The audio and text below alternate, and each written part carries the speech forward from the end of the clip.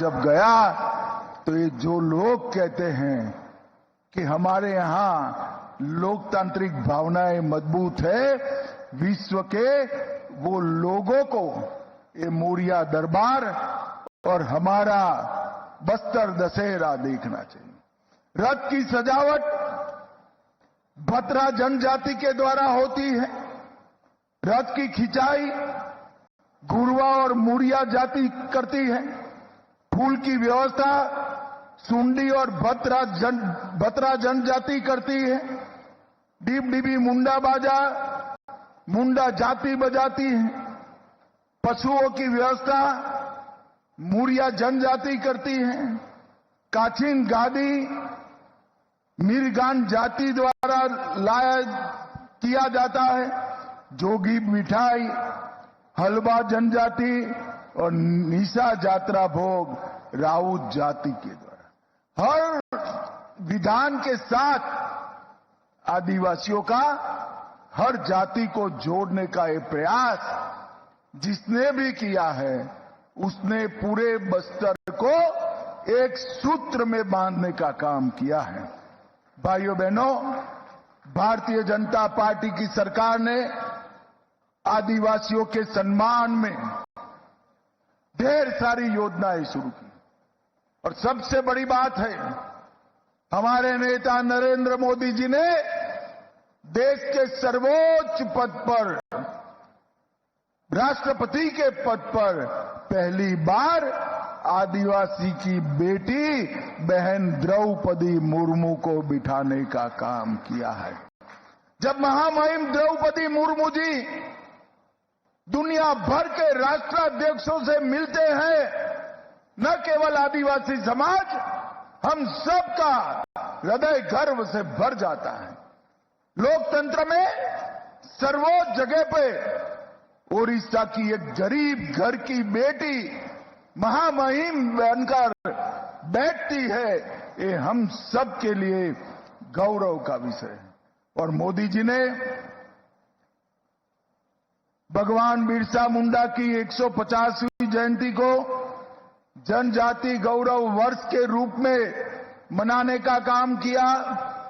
इनकी जयंती को आदिवासी गौरव दिन के रूप में मनाने का काम किया और हर आदिवासी के घर में गैस, पीने का पानी, शौचालय, 5 किलो मुफ्त अनाज, 5 लाख तक का बीमा और घर भी देने का काम हमारे नेता नरेंद्र मोदी जी ने किया है।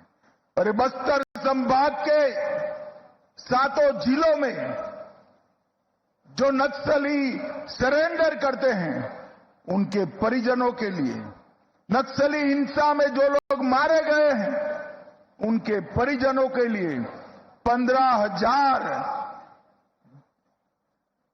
प्रधानमंत्री आवास जो तय थे उससे ज्यादा देने का काम हमारे नरेंद्र मोदी जी ने किया।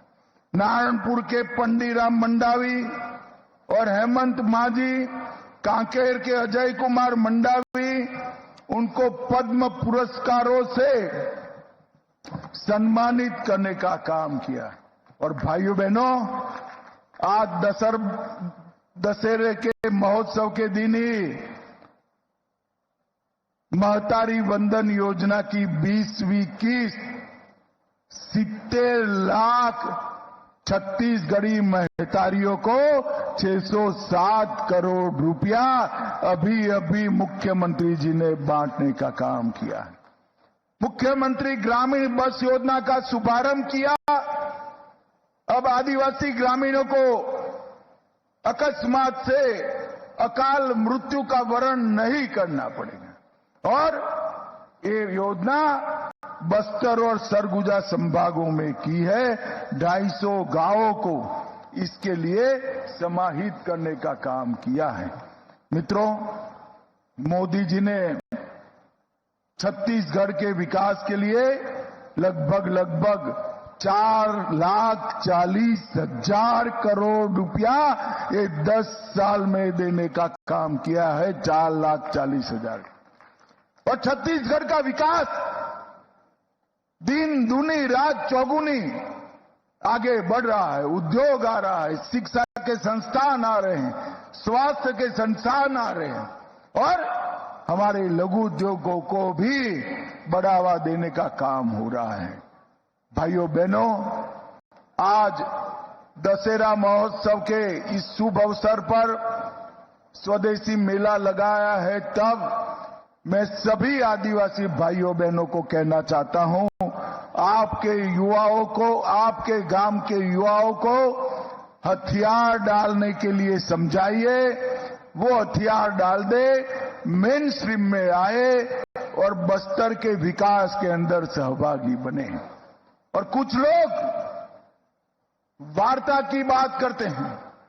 मैं फिर से एक बार स्पष्ट कर देता हूं, हमारी दोनों सरकारें, छत्तीसगढ़ सरकार और केंद्र सरकार, बस्तर और समस्त नक्सल क्षेत्र के विकास को समर्पित।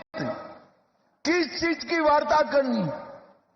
ल्यूक्रेटिव, बहुत मोहक सरेंडर पॉलिसी हमने बनाई है। आइए हथियार डाल दीजिए, हथियार लेकर बस्तर की शांति को अगर आपने छिन्न विछिन्न करने का काम किया तो हमारी सशस्त्र फौजें, हमारे सशस्त्र सीआरपीएफ, छत्तीसगढ़ पुलिस मिलकर इसका जवाब देंगे। 31/3/2026 ये तिथि तय है नक्सलवाद को इस देश की भूमि पर से विदाई देने के लिए। तो अंत में फिर से एक बार बस्तर के दशहरे में मुझे सहभागी होने के लिए, मुड़िया दरबार में बुलाने के लिए आप सभी का बहुत बहुत धन्यवाद।